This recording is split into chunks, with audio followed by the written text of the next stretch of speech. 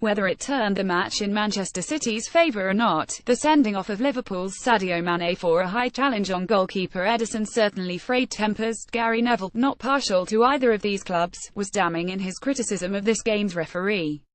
"I'm sorry John Moss, you've just ruined a spectacle there," he said while on commentary duties. His disappointment at the decision was meagre compared to the anger in the away end, among supporters who had seen a chance to equalise result in their best player receiving his marching orders. Mane's challenge certainly looked innocent enough on first viewing, which was of course the only viewing that Moss had. The Senegalese eyes were on the bouncing ball, which was there to be won in a 5050 challenge with Ederson. Had he met the ball cleanly, he would have had the beating of City's keeper and all but certain to score. Unfortunately, none of that matters. What matters is that his challenge for the ball constituted serious foul play, one of the 7 offences that under the laws of the game should be punished by a red card, to quote directly from the rulebook, specifically Law 12 on fouls and misconduct. Under the unambiguously titled section sending off offences, a player is guilty of serious foul play if he uses excessive force or brutality against an opponent when challenging for the ball when it is in play. A tackle that endangers the safety of an opponent must be sanctioned as serious foul play.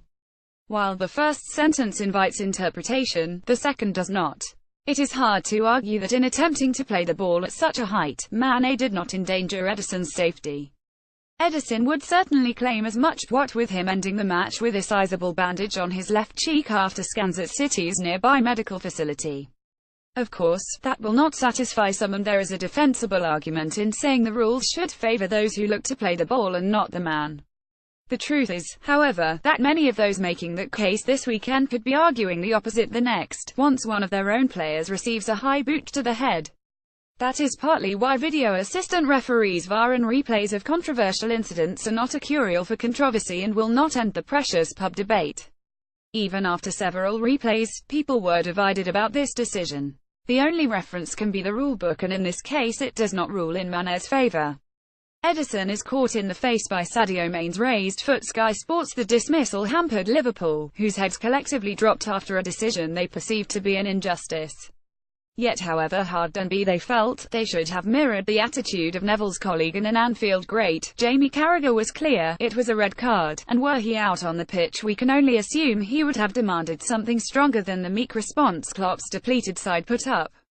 Liverpool can feel aggrieved that Mane was put in the position to make the offending challenge, that the bounce of the ball invited him into the challenge and thus the offence serious foul play, but they cannot feel aggrieved about the decision itself. More about Liverpool FC Manchester City FC Sadio Mane Ederson Moraes reuse content.